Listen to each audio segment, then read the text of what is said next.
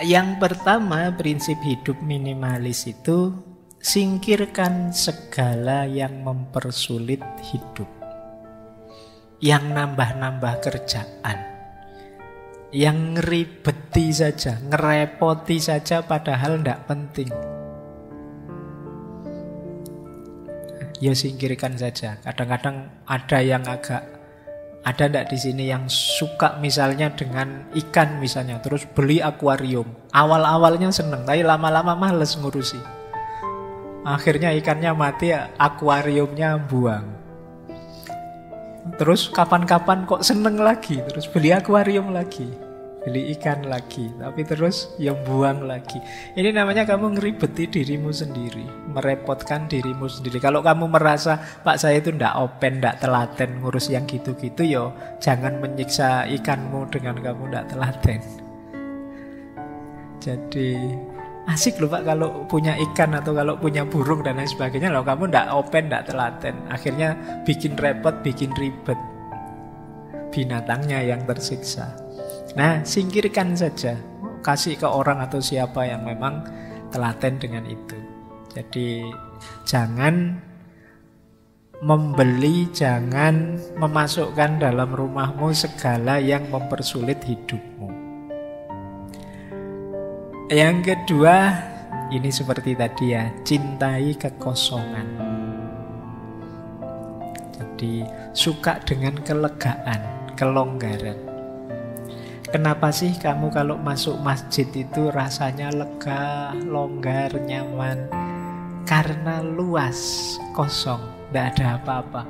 Tapi begitu kamu pulang masuk ke rumahmu, sumpek lagi, barangmu penuh, tidak karu-karuan. Ada baju yang nyentel di sana, ada baju yang di atas kasur, ada baju yang di kamar mandi, ada baju saja bisa ada di seluruh penjuru kamar. Belum buku, nanti ada buku yang di rak, ada buku yang di atasnya ada gelasnya, ada buku yang jadi ganjelnya apa. Buku saja ada di mana-mana. Ya pantas kamu masuk kamar terus rasanya kok sumpek ya Pak saya kalau masuk kamar. Salahmu sendiri. Kamarmu terlalu banyak barang yang tidak penting. Mbok sudah mas yang itu dikasih temanmu atau disumbangkan kalau bakti sosial. Oh jangan Pak, ini ada sejarahnya Pak. Kamu kan sering begitu. Pak Dune kamu pelit. Oke ya, wong kadang-kadang sampah saja diambil pemulung kamu marah-marah. Oh ini jangan diambil ini. Padahal ya kamu sudah tidak pakai lagi. Bahkan kalau ada pemulung yang mau beli kan kamu nawarnya juga pakai harga tinggi. Padahal itu barang yang kamu buang, itu kan kamu tawar mati-matian. Padahal mereka yang pemulung yang membutuhkan. Nah itu kita sering begitu. Jadi yuk latihan mencintai kekosongan. Selama ini kita selalu mengidentifikasi diri dengan kepemilikan. Aku merasa sesuatu kalau memiliki sesuatu. Sekarang boleh dibalik. Aku bahagia justru ketika tidak banyak beban, tidak banyak kepemilikan, tidak banyak keterikatan. Oke lanjut. Ada lagi prinsip ketiga, konsep Damsari. Jadi ini istilah dari Jepang ya. Penolakan, penghapusan, dan pemisahan.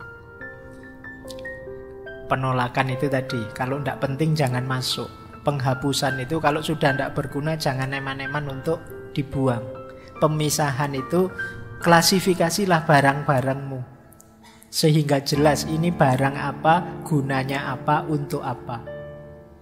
Oh ini barang jarang dipakai, ini yang sering dipakai. Yang jarang dipakai taruh paling bawah, yang sering dipakai mungkin yang lebih atas. Ini namanya pemisahan. Barang-barangmu aturlah dengan kategori sesuai yang kamu inginkan.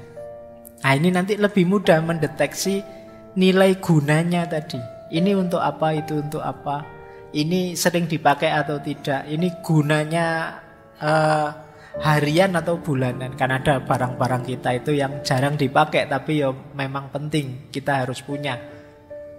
Misalnya alat pertukangan tertentu seperti obeng, palu, itu kan jarang dipakai tapi ya sewaktu-waktu kita butuh. Nah, itu mungkin ditaruh di bawah atau di mana.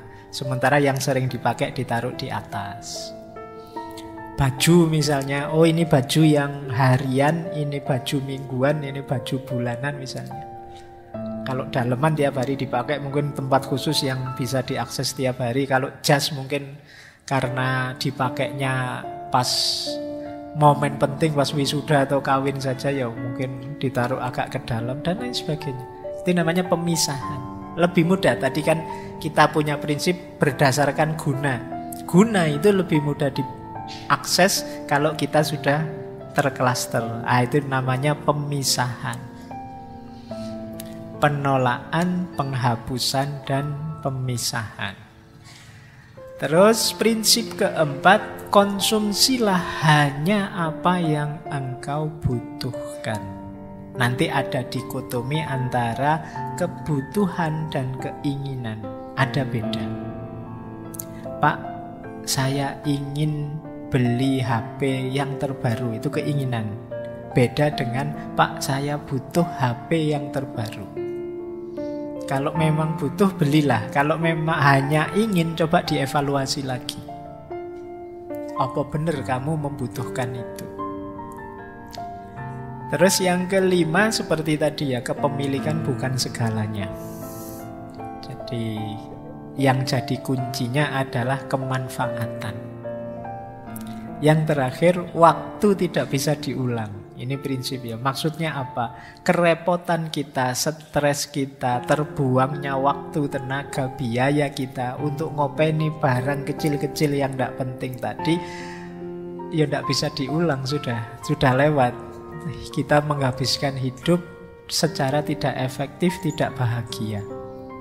Karena keinginan kita yang tidak terkendali. Apa saja mau dibeli, mumpung murah Pak, mumpung diskon Pak, mumpung beli satu dapat satu Pak, mumpung. Kita selalu begitu.